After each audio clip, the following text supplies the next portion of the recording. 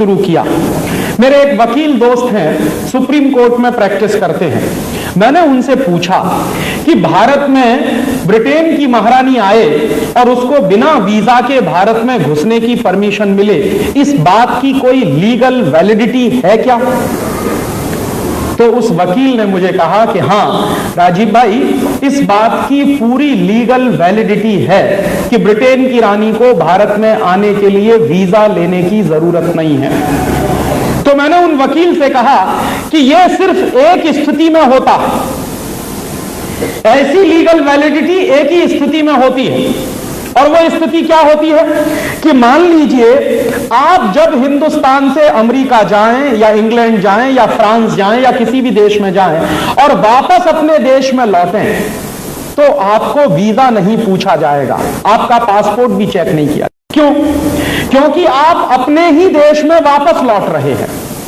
तो आप जिस देश के नागरिक हैं, उसी देश में जब आप वापस लौटते हैं तो आपको ना तो वीजा पूछा जाता है ना पासपोर्ट पूछा जाता है। तो मैंने मेरे वकील दोस्त से कहा कि ब्रिटेन की रानी को अगर वीजा नहीं पूछा गया, पासपोर्ट नहीं पूछा गया, तो मैं ये मानूं क्या कि ब्रिटेन की महारानी हिंदुस्तान की नागरिक है? तो उन्होंने कहा कि हां ऐसा है। तो मेरे तो होश उड़ गए। मैंने कहा आप क्या कह रहे हैं? उन्होंने कहा मैं बिल्कुल ठीक कह रहा हूं। तो मैंने कहा कि अगर ब्रिटेन की महारानी हिंदुस्तान की नागरिक है और इस बात की लीगल वैलिडिटी है, तो हमारी आजादी का मतलब क्या है?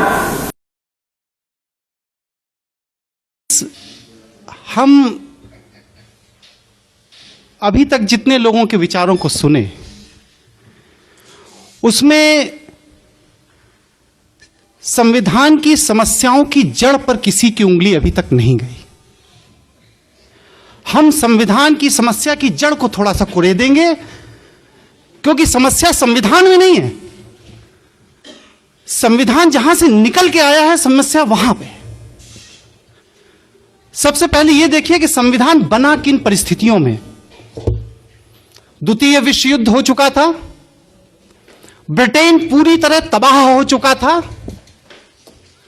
नेताजी सुभाष चंद्र बोस ने आजाद हिंद सरकार का गठन कर लिया था, सेना का नहीं, आजाद हिंद सरकार का गठन कर लिया था, और उस सरकार को विश्व के 11 देशों ने मान्यता दे दी थी।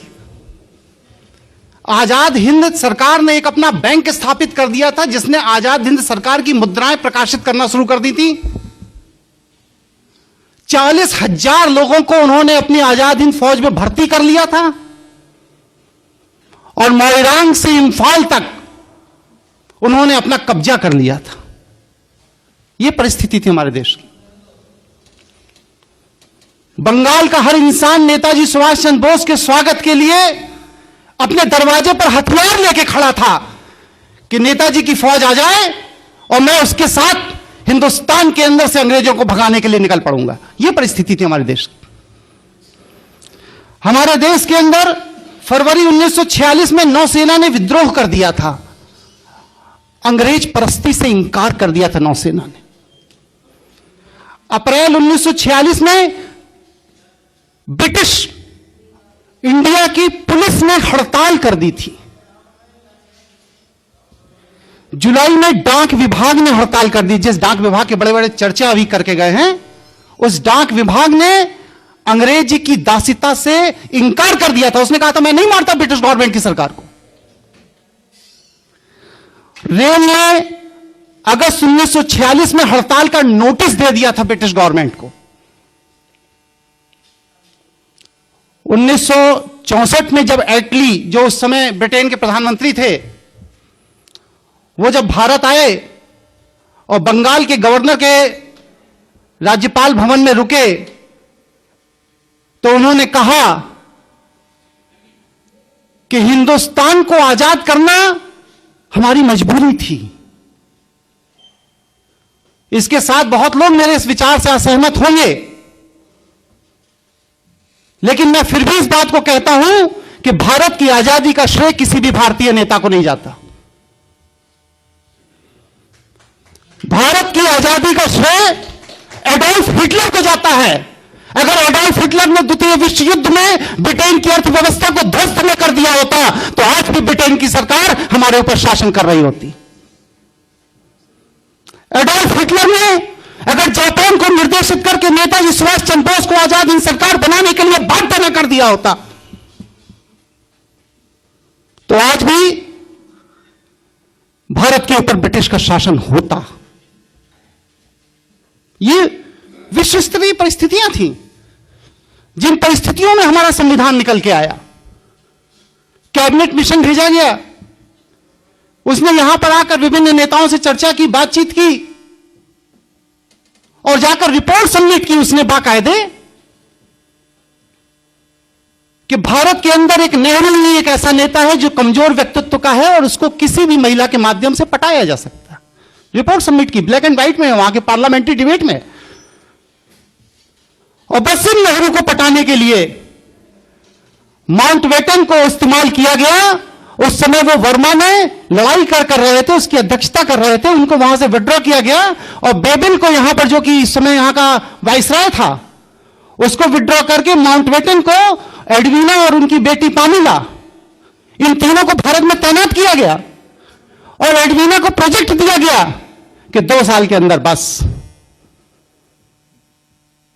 हिंदुस्तान की तबाही का 2 साल के लिए तुम्हें मौका दिया जाता है। हम लोग बड़े गर्व से कहते हैं कि भारत का संविधान अंबेडकर जी ने बनाया।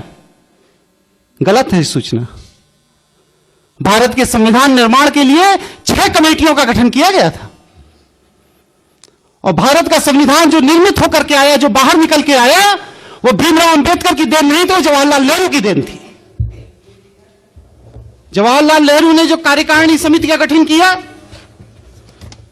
उस कार्यकारिणी समिति में उनके साथ में कौन कौन था? आसफ अली, के एम मुंशी, के टी शाह, के शांताराम, हुमायूं कबीर, डी आर गाडगिल। इन 7 लोगों ने मिलकर के भारत के संविधान के प्रारूप को रचा था। डिबेट हो जाने के बाद अंबेडकर को दिया गया कि अब इसका फाइनल शेप आप बनाओगे। और जवाहरलाल नेहरू को अपनी योग्यता पर विश्वास नहीं था। वो इस संविधान का प्रारूप एक ब्रिटिश विद्वान सर इवोर जेनिंग के माध्यम से तैयार कराना चाहते थे, लेकिन गांधी के विरोध पर उन्होंने इस संविधान को अपनी इस कमेटी के माध्यम से गठित किया और मिस्टर बी एन राव ने 27 अक्टूबर 1947 को भारत के संविधान का प्रारंभिक प्रारूप रखा, जिसके अंदर 443 अनुच्छेद थे और 13 अनुसूचियां थी। बात को इसी पर डिबेट हुई। हमारे यहां से कहा गया है साहब भारत के संविधान में विश्व के बड़े बड़े देशों से बड़ी बड़ी चीजें ले ली गई। हमने सूचीबद्ध किया।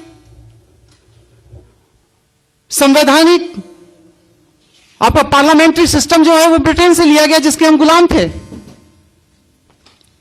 मौलिक अधिकार, संविधान की सर्वोच्चता, संघवाद में उपराष्ट्रपति, वित्तीय आपदा, ये सब हमने अमेरिका के संविधान से लिया। अमेरिका का संविधान क्या है? ब्रिटिशर्स, जिन्होंने जाकर के वहां से इनको फ्रांसीसी स्पेनिश को भगा दिया था और यूरोपियों ने जाकर के वहां कब्जा कर लिया था। यह ब्रिटेन का ही तो उपनिवेश था अमेरिका। ब्रिटिश मानसिकता के लोगों ने ही तो स्पेनिश को अमेरिका से भगा करके वहां पर कब्जा कर लिया। अमेरिका का वास्तविक मूल निवासी जो रेड इंडियन था वो आज अमेरिका में नहीं है। तीसरा, कनाडा ब्रिटिश उपनिवेश। चौथा, आयरलैंड ब्रिटिश उपनिवेश। ऑस्ट्रेलिया ब्रिटिश उपनिवेश। पश्चिम जर्मन ब्रिटिश उपनिवेश। हमने कहा बाहर से ले लिया? हमने सब कुछ वहीं से लिया जैसा ब्रिटिश की सरकार चाहती थी। रही भारत के संविधान के अंदर की बात, तो मैं ये पूछता हूं संविधान की दुहाई देने वालों से कि भारत के संविधान में भारत को राष्ट्र कहकर के कहां संबोधित किया गया है, वो हमें आर्टिकल बताने का कृपा करें। 395 अनुच्छेद जो बढ़ के अब 444 अनुच्छेद हो गए, लेकिन इन 444 अनुच्छेदों में भी भारत को अभी भी राज्य का स्तर दिया गया नहीं। देने वाले अभी पहले यही तय करें कि भारत के संविधान में भारत को राष्ट्र कह के क्यों नहीं संबोधित किया गया। इसका सीधा साधा जवाब जो मैं समझता हूं कि आज भी भारत ब्रिटिश कॉमनवेल्थ के दायरे में ब्रिटिश का उपनिवेश है। इसीलिए आज हम जापान में एम्बेसडर पोस्ट करते हैं, चाइना में एम्बेसडर पोस्ट करते हैं, रशिया में एम्बेसडर पोस्ट करते हैं, लेकिन ब्रिटेन में हाई कमिश्नर पोस्ट करते हैं। हम श्रीलंका में हाई कमिश्नर पोस्ट करते हैं। पाकिस्तान में जितनी कॉमनवेल्थ कंट्रीज हैं उनमें हिंदुस्तान का उच्चायुक्त पोस्ट किया जाता है, एम्बेसडर राजदूत नहीं पोस्ट किया जाता, क्योंकि हम ब्रिटिश के उपनिवेश हैं still today. General clauses act का सेक्शन 3 सब क्लॉज 6 देखिए, उसमें साफ साफ लिखा है भारत के अंदर जहां भी केंद्रीय सरकार के कानून लागू होंगे वो सब ब्रिटिश उपनिवेश के अंतर्गत माना जाएगा। साफ साफ लिखा है।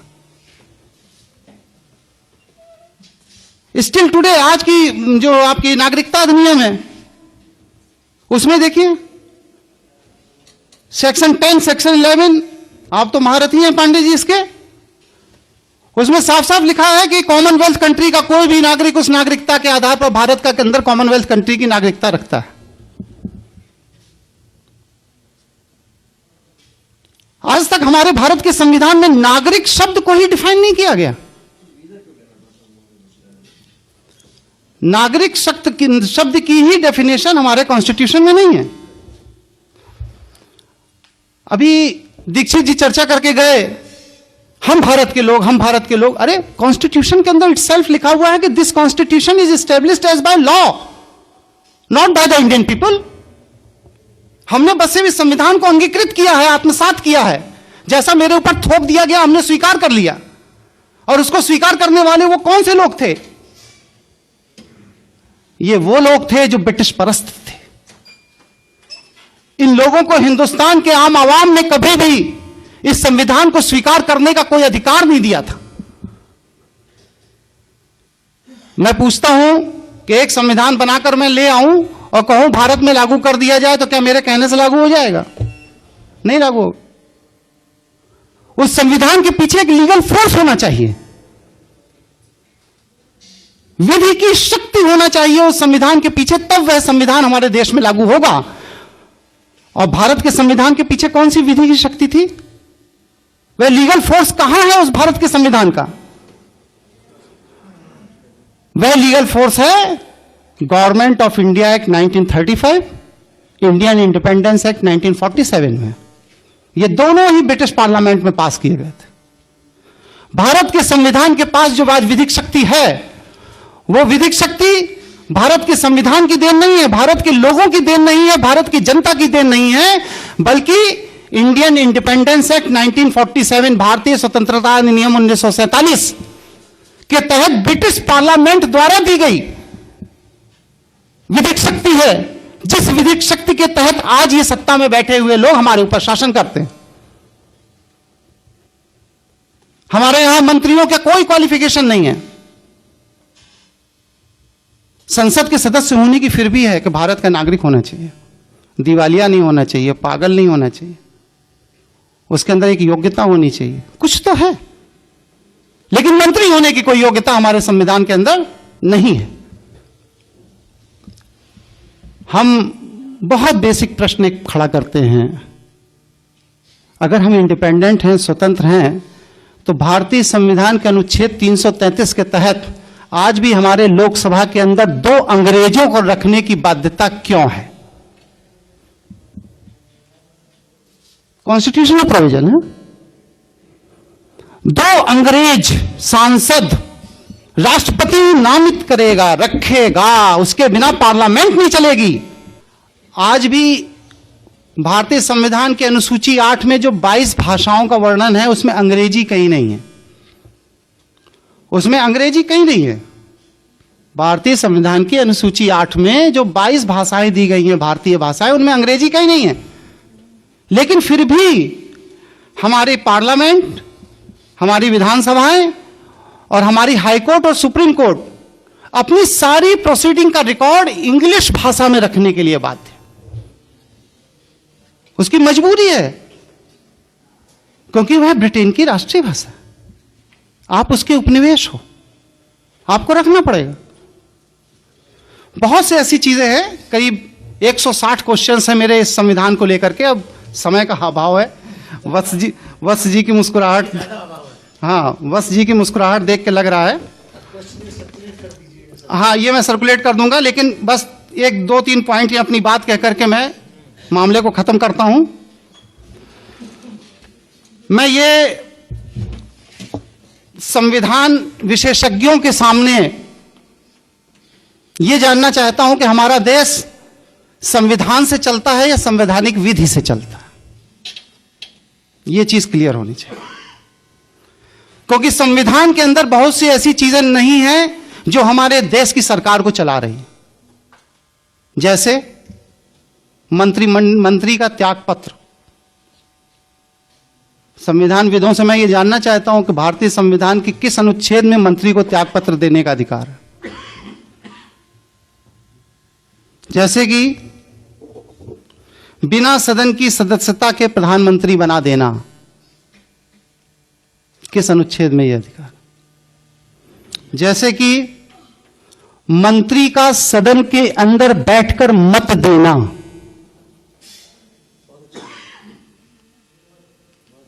लेजिस्लेचर अलग है, एग्जीक्यूटिव अलग है। इसकी खिचड़ी कैसे बना दी जाती है। कॉन्स्टिट्यूशन में कहां प्रोविजन है कि मंत्री सदन के अंदर बैठ करके सांसदों के साथ मत देगा और बिल पास कर देगा।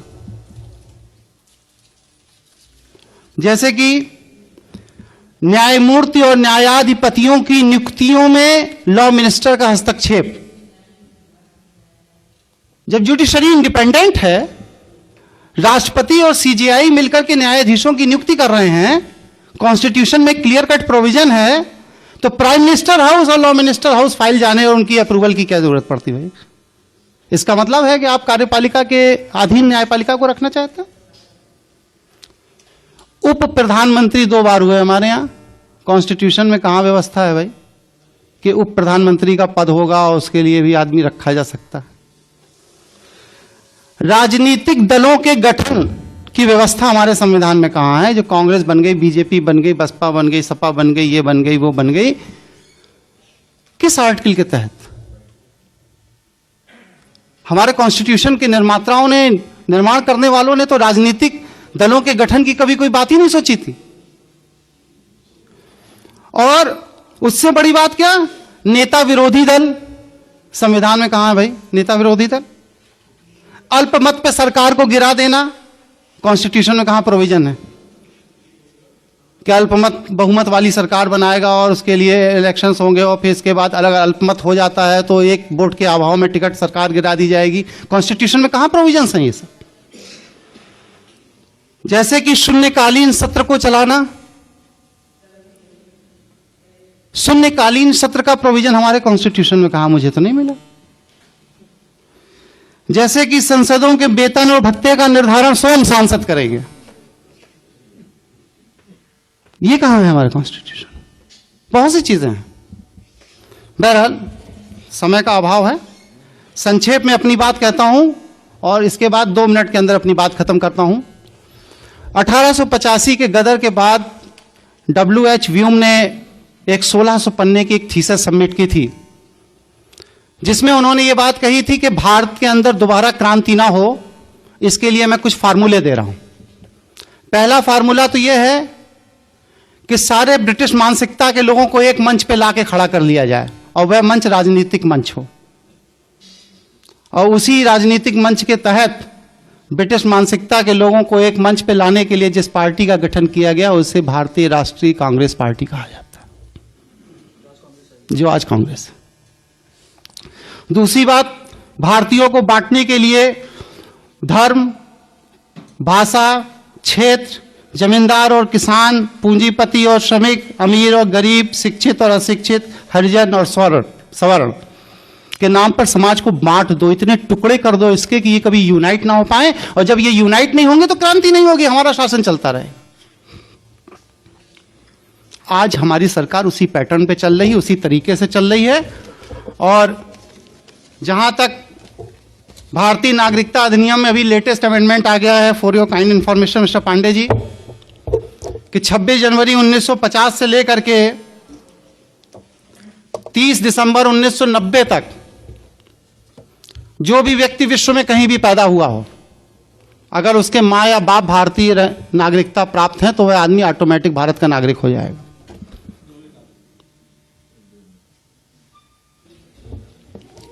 तो ये जो सुनियोजित षड्यंत्र जो हमारे देश को दोबारा कब्जा करने का हो रहा है, इसके लिए हम बुद्धिजीवियों की आपस में चर्चा की जरूरत है। समय का अभाव है, लेकिन मैं एक अनुरोध करूंगा और इसके बाद अपनी बात खत्म करूंगा कि अगली बार 2 दिन का आप सत्र चलाइए और हर व्यक्ति को पूरी बात कहने का मौका दिया जाए। इसके बाद बात समाप्त करता हूं। धन्यवाद।